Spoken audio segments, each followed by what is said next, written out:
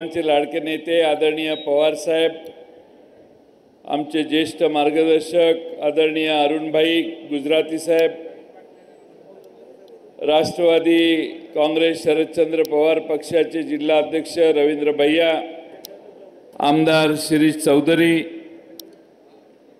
माजी मंत्री माननीय देवकर अप्पा, सतीश अण्णा, राजूदादा देशमुख, प्रतिभाताई शिंदे, ॲडव्होकेट संदीप भैया Patil, Pradeep Pawar, Vishnu Bangale, doctor Barela, DP. Salunkhe, BS. Patil, माजी आमदार रमेशदादा चौधरी, एजाज मलिक, दिलीप तात्या सोनवणे, कैलास पाटील माजी आमदार, तालुका अध्यक्ष राष्ट्रवादीचे घनश्याम पाटील, काँग्रेसचे संजय सोनवणे,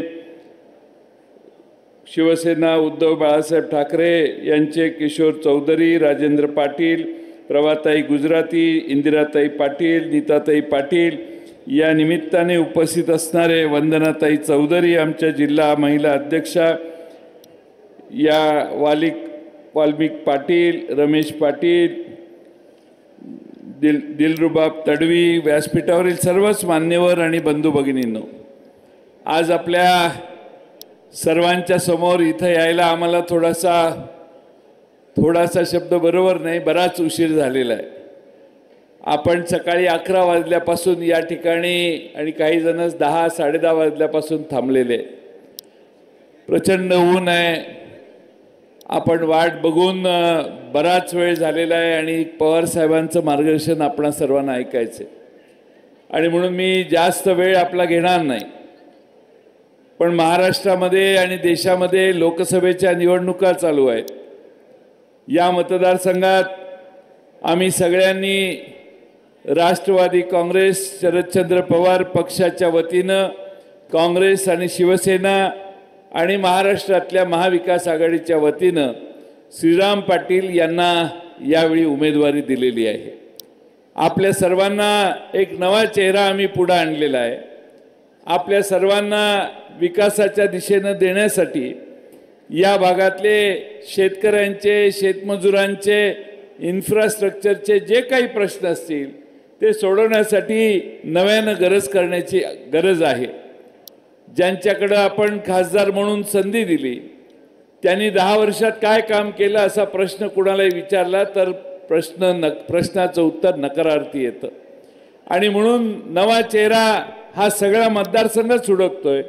लोकांना अपेक्षा आहे की श्रीराम पाटील हे निश्चितपणानं आपल्याला न्याय देतील. मी गेले काही महिने श्रीराम पाटील साहेबांना ओळखतोय आणि मला वाटतं की प्रामाणिकपणाने चांगल्या निष्ठेनं काम करण्याची त्यांची इच्छा आहे आणि उद्योगाचा चांगला अनुभव आहे. आपल्या कुणालाही जे शब्द देतील त्या शब्दाप्रमाणे ते शब्द पूर्ण करण्याची त्यांची मनीषा आज दिसते. एक चांगला उमेदवार सर्वांनी मिळून आज आपल्या सर्वांच्या समोर आणलेला आहे. लोकसभेचे मुद्दे मित्रांनो अनेक आहेत. या देशातली महागाई, या देशातली आपल्या समोर असणारी बेकारीची समस्या, या देशातल्या शेतकऱ्यांच्या समस्या या मागच्या 5-10 वर्षात वाढत गेल्या. ज्यांनी आपल्याला शेतकऱ्यांचं उत्पन्न दुप्पट करतो सांगितलं त्यांनी देशातल्या शेतकऱ्यांचा खर्च दुप्पट केला आणि उत्पन्न निम्म केलं आणि म्हणून भारतातला शेतकरी भारतीय जनता पक्षाच्या विरोधात गेलेला आहे. आज देशातल्या वेगवेगळ्या भागात आंदोलनं होतात. अगदी दिल्लीला आंदोलन केलं, 700 शेतकऱ्यांचे प्राण गेले, तरी देखील साहेबांना त्या शेतकऱ्यांना भेटायला वेळ मिळाला नाही दिल्लीच्या. आणि म्हणून या देशात शेतकऱ्यांच्या विरोधी सरकार आहे हे याची आम्हा सगळ्यांना आता खात्री झालेली आहे. आज देशात तुम्ही कुठल्याही बाजारात काही शेतकऱ्यांच्यासाठी वस्तू खरेदी करायला जावा, तुम्हाला त्याच्यावर GST द्यावा लागतो. 18%, 12% असा GST द्यावा लागतो. तुम्ही अगदी आपल्या शेतातल्या शेततळ्यासाठी प्लास्टिकचा कागद खरेदी करायला गेलात तरी त्याला GST द्यावा लागतो. तुमच्या चपलेपासून टोपीपर्यंत, कपड्यापासून साडीपासून सगळ्याच वस्तूंवर या देशात आता तुमच्याकडून कर घेण्याची व्यवस्था आहे. बरेच लोक आम्हाला सांगतात मोदी साहेबांनी 6,000 रुपये दिले, राज्य सरकारने 6,000 रुपये दिले. अरे पण कधी चौकशी केली आहे, गणित केले की तुमच्या खिशातनं त्यांनी किती पैसे काढले? प्रचंड मोठ्या प्रमाणात लोकांच्या खिशातनं कराच्या रूपाने या देशातल्या सरकारने तुमचे पैसे काढलेले आहेत. तुमचं घर चालवायला 50,000 रुपये दर महिन्याला खर्च येत असेल ना, तर 18% 9,000 रुपये दर महिन्याला तुम्ही सरकारला देता.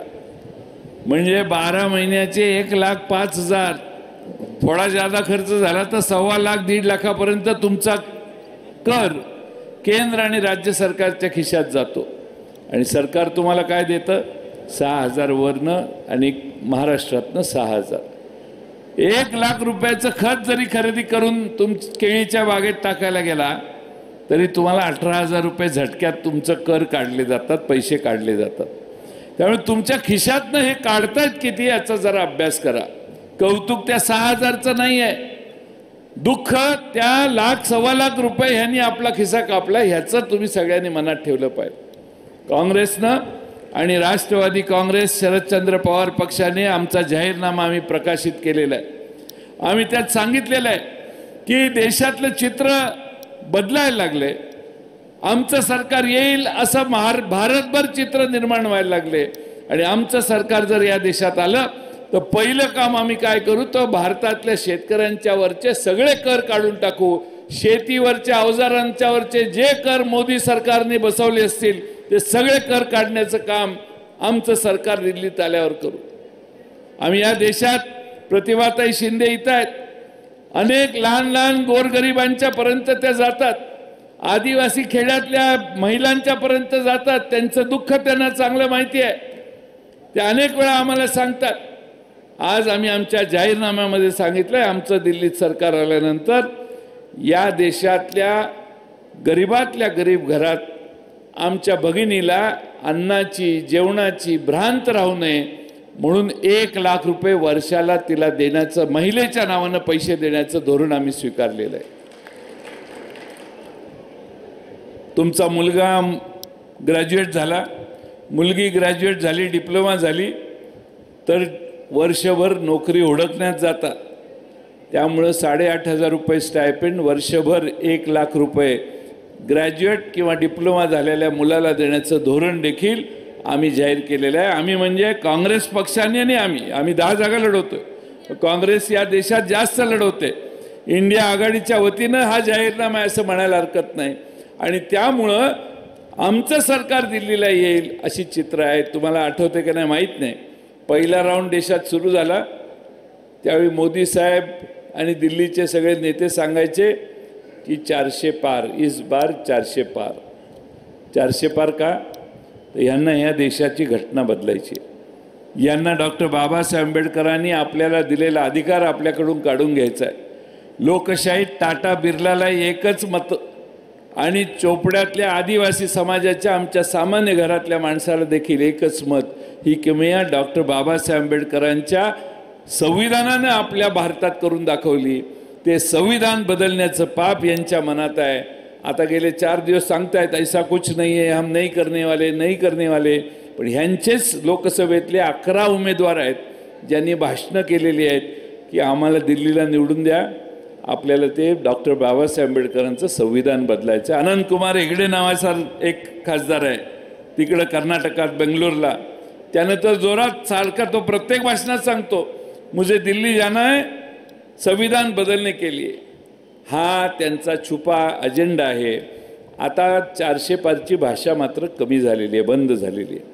400 पार थांबलंय कारण आता सध्या 200 पार होणार की नाही याची समस्या लोकांच्या मनात आहे. त्यांच्यात भीती वाटायला लागली की आता काही यावेळी खरं नाही. तुम्ही भारतातल्या आणि महाराष्ट्रातल्या कुठल्याही भाजपच्या नेत्याला आता फोन करून विचारा, भाऊ कसा आहे यंदा, भाऊ तिकडं सांगलंच मला जरा अवघड आहे, एवढी वाईट परिस्थिती पूर्वी कधी नव्हती.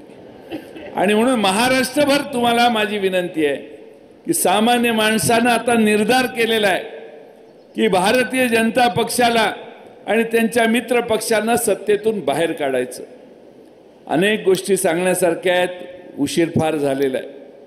पण माझी आपणाला विनंती आहे, यंदाचं मतदान हे या देशात हुकुमशाही येऊ नये म्हणून केलेलं मतदान असेल. अनेक वेळा स्वातंत्र्य कसं मिळवलं हे आपल्या सगळ्यांना माहिती आहे. अनेक स्वातंत्र्य सैनिक, अरुणभाईंच्या घरातनं देखील जुनी परंपरा आहे स्वातंत्र्य सैनिकांची. एवढी जुनी परंपरा असणारे सगळी लोक या जिल्ह्यात आहेत. त्यावेळी आपल्याला सगळ्यांना माहिती आहे स्वातंत्र्य किती कष्टाने मिळाले. हे तुमचं माझं स्वातंत्र्य या निवडणुकीनंतर राहणार की नाही हा खरा प्रश्न उद्याच्या निवडणुकीत आपल्या मनात ठेवून आपण मतदान करा. आम्ही श्रीराम पाटलांच्या सारखा एक उमेदवार उभा केलेला आहे. मी तुम्हाला विश्वासानं सांगतो की हा नवा चेहरा आहे. पुढारी नाही, नेता नाही. पुढारी आणि नेत्याचे कुठलेही गुण श्रीराम पाटलांच्यात अजून आलेले नाहीत. नाही, येतील हळूहळू, वारं लागल्यावर थोडं येतं. पण आज मात्र खोटी आश्वासनं काहीतरी सांगतील, वेळ मारून येतील, असं श्रीराम पाटील करणार नाही. आणि म्हणून 2 या मतदारसंघातले आमच्या समोरचे भाजपच्या कमळावर उभे राहिलेले उमेदवार, ज्यांनी तुम्ही त्यांना 10 वर्ष संधी दिली, त्यांनी काय दिवे लावले तुम्हा सगळ्यांना माहिती आहे. आणि म्हणून यावेळी रावेर लोकसभा मतदारसंघात बदल अटळ आहे. आणि तो बदल तुम्ही राम राम करता, आम्ही श्रीरामच आणलेला आहे. तुम्ही लय रामाच्या नावाने सारखं म्हणता, तर आम्ही जय श्रीराम म्हणून तुमच्या समोर येतोय. त्यामुळं खऱ्या श्रीरामाला तुम्ही मतदान करा. अयोध्येच्या रामाला मत पोचल्यासारखं आहे. तुम्ही काय काळजी करू नका. आमचा श्रीराम हा सामान्य माणसापर्यंत पोचेल. तुम्ही हात कराल तिथं गाडी थांबवेल, तुमची सेवा करेल.